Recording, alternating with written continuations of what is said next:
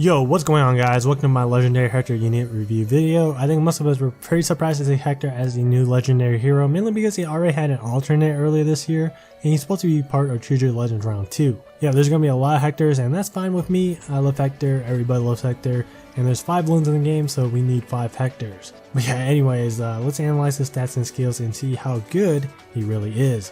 But first, let's take a look at the blessings real quick. This is the current chart right now, and Hector's affinity is Fire.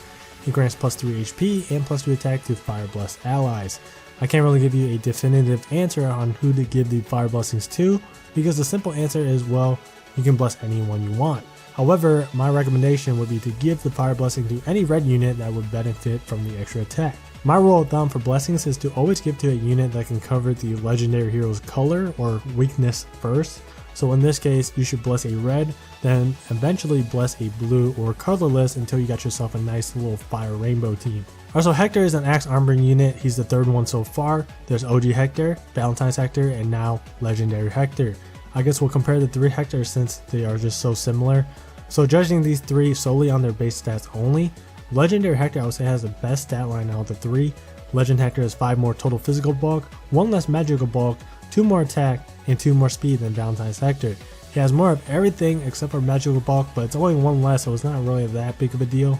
If we compare with OG Hector, Legend Hector has better stats in every category except for HP and speed. Basically, Legend Hector has more points in the stats that matter. Legend Hector's stat line is just crazy. I mean, 40 base attack and a super boon attack. With his weapon equipped, he'll have 60 attack, which is just insane. He's only one of 2 heroes that can do that so far. Melgrima is the other one. His weapon is Thunder Arm Mods. It grants 3 defense passively. If the number of allies within 2 spaces is greater than the number of foes within 2 spaces, foe cannot make a follow-up attack. This is similar to Mirror's unique weapon Great Flame. If the requirements are met, then the enemy cannot double attack Hector. This works for both phases, which means that on the player phase, you can use Hector to attack a foe, and that foe wouldn't be able to double attack on the counter attack. But it's better for the enemy phase, mainly because when enemies initiate on your units, they are moving to your team, therefore it's just an easier way to meet the effect requirement. Thunder Arm Mods will make it very difficult to take down Hector. It's like he has Warrior Fighter built into his weapon. If you combine this weapon with Vengeful Fighter, which he has by default, even sword units will have a very tough time in trying to take him down without dying, because he negates follow-up attacks, which means he'll rarely get specced out. Let's use Ira for example. She can only attack Hector once, and Hector counterattacks twice and activates Draconic Aura on his second counterattack, which actually kills Ira. You basically have to one-shot Hector with a Red Mage, Brave Weapon user, Armor Slayer user, or maybe it's time to start using Axe Breaker. Some of you guys are probably like, well, you can just bait Hector and kill him easily. Yeah, that's true if he's running Vengeful Fighter. However, I would imagine that most of the Hectors that you'll be seeing in Arena are built for mixed phase with Bolt Fighter and Quick Riposte Seal. Also, one last thing about his weapon, if you guys remember OG Hector's Omni Breaker build with Warrior Fighter and double Quick Riposte, Legend Hector can do the same thing as that build with Thunder Arm Mods, except that he has more flexibility in his skill slots. He doesn't have to run Warrior Fighter since it's built into his weapon, and that allows him to run better skills like Vengeful Fighter or Bolt Fighter in the B slot. Special Draconic Aura, this will grant him 16 extra damage when it activates, which is really nice. However, Bonfire deals 20 damage if we're using neutral stats, so Bonfire is actually the better 3-charge special, but it does come down to what IVs your Hector has. I think 3-charge specials are the best way to go on him. When he baits on the enemy phase with Vengeful Fighter equipped, he's able to activate 3-charge specials on his second counterattack. If you're confident that he's able to 2-shot enemies without the special, then go with Aether. A slot is Distant Counter, no surprise here. No reason to swap this skill out. Armored units are the best at using distant counters since their stats are so inflated compared to the other units. B slot is Vengeful Fighter. It's one of the best B slot skills in the game next to Bolt Fighter. It's extremely powerful when used alongside his weapon. Thunder Arm Mods gives Hector survivability, while Vengeful Fighter fastens his special charging rate, which translates to dealing a bunch of damage. C slot is Ostia Pulse. At the start of turn 1, grant special cooldown count -1 to all allies. Granted only if number of those allies' movement type on current team is less than or equal than 2. This is Infantry Pulse for mixed Emblem teams. It has the same requirement mechanic as the tactic skills. This means that your team cannot have more than 2 armored, 2 infantry, 2 flyers, or 2 cavaliers. It's a really easy requirement to meet, and thank God it doesn't work for Armor Emblem teams. That would be really dumb. Anyways, you can do so many cool things with this skill. I'll give you a bunch of examples. First, Zelgius can activate Black Luna on his first counterattack without having to run Quick Impulse anymore. Next, units with Brave or Fire Swift weapons with Gale Force and Heavy Blade starts off the match with a 4-charge Gale Force, so they are able to activate Gale Force after one fight without having to use Quick Impulse. Next is Berserk Armad's Hector with Wrath and Bonfire. He's able to start the match with a 1-charge Bonfire without Quick Impulse, which means that he can activate Bonfire on his first attack when he faces an enemy. Then he'll have a 0-charge Bonfire for the rest of the match because of Berserk Armad's and Wrath's effect. Ares with Quick Impulse can start off the match with a 3-charge special ready to go. He can go ahead and one-shot someone with Draconic Aura or Bonfire, and Dark Mistletoe will fully charge his special after every activation. And last but not least, my favorite one is Reinhardt. We all know the infamous Mumbo Quick Impulse combo.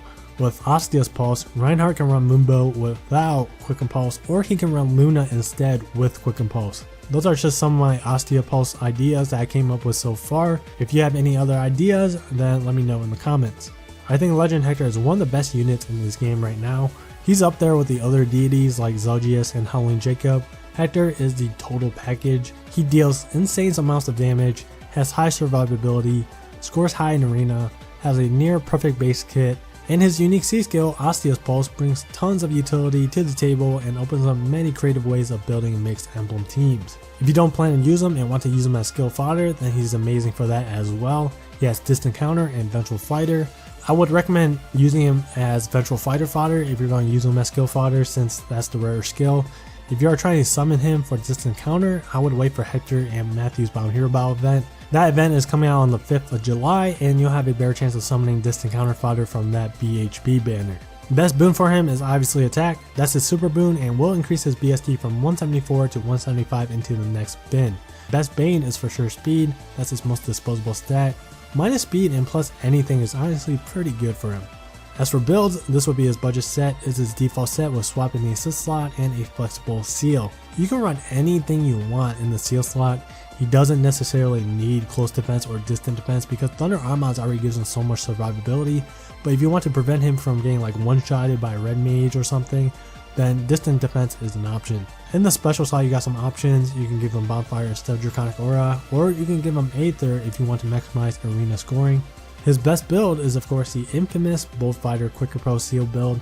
This is a popular set on most armored units because it makes the unit very dangerous on both phases, and this build has great coverage because of Distant Counter.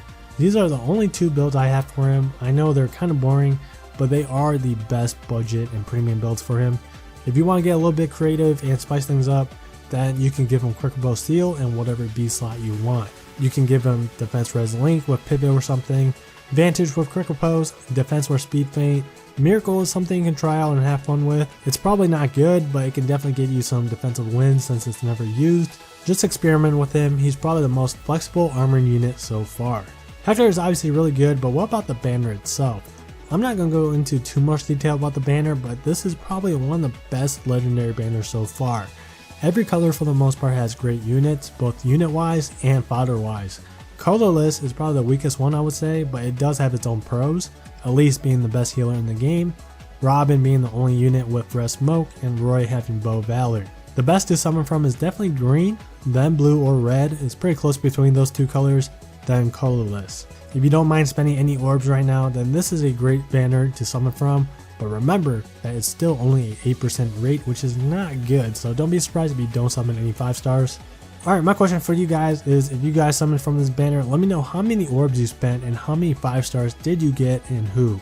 I like to look at other people's summons from legendary banners because it's always like one-sided. Either you get really lucky with 5 stars or you just get absolutely destroyed by RNGesus and get nothing. So yeah, spread the salt in the comments. And that's going to be it for this video. Hope you guys enjoyed. Thanks for watching. Take it easy, and I'll see you guys in the next video.